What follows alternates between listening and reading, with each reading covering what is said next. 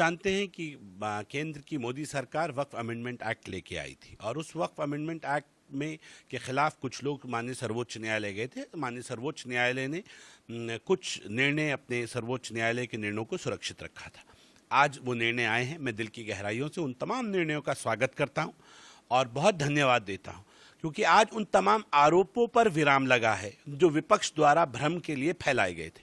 विपक्ष द्वारा कहा गया था कि ये असंवैधानिक है। माननीय सर्वोच्च न्यायालय ने माना ये संवैधानिक है।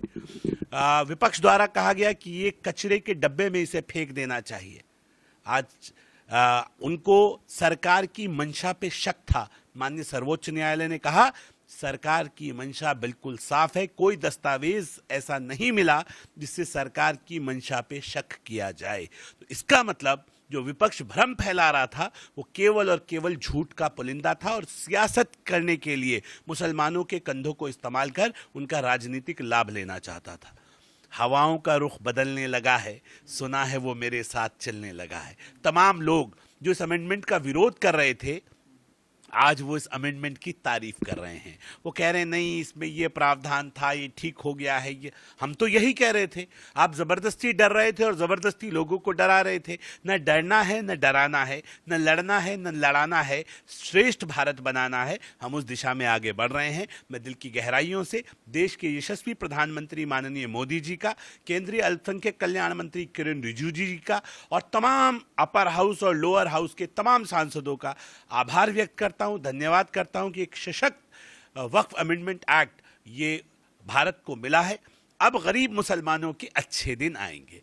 आज जो ईमानदारी थी, जो औकाफ गरीबों का हक था, जो वक्फ गरीबों के लिए बना था, उसके ऊपर चंद परिवार डाका डाल के बैठे थे। वक्फ माफियाओं का राज था। गरीब मुसलमानों के हिस्से में सिर्फ और सिर्फ बातें आई थी, बाकी उस गरीब मुसलमान के हिस्से में कुछ नहीं था। आज अब के बाद हम कह रहे हैं 75 साल वर्सेस मोदी कार्यकाल। आपको 75 साल मिले, आपने अपने वक्फ जो आपके पास वक्फ के कानून थे आपने क्या किया ये देश ने देखा। अब जो आने वाला वक्त है ये मोदी रिजीम में काउंट होगा।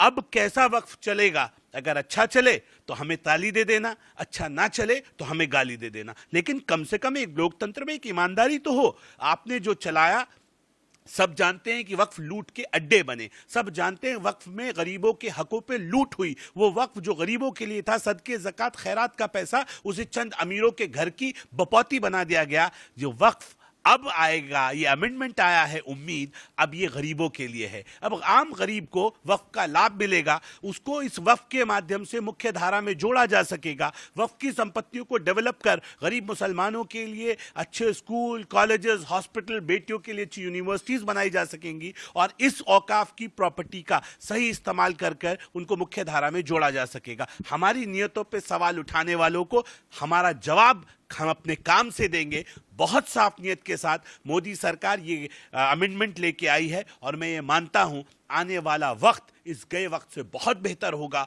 बहुत शानदार अमेंडमेंट है। जो गरीब मुसलमानों को डरा रहे थे, गुमराह कर रहे थे, अब वही तारीफ कर रहे हैं। हमारी नियत पहले भी साफ थी, अब भी साफ है। हम उसके बावजूद ये कह रहे हैं हम सर्वोच्च न्यायालय के हर कानून का सम्मान करते हैं और जो निर्णय है ये मोदी सरकार के फेवर में है। ये एक ईमानदार जीत है। इस पे आप कह सकते हैं सत्यमेव जयते, सत्य की विजय हुई है और झूठ हारा है। और मैं ये कह रहा हूं आने वाले वक्त में इसके ऊपर डेवलपमेंट होगा और लोग तारीफ करेंगी।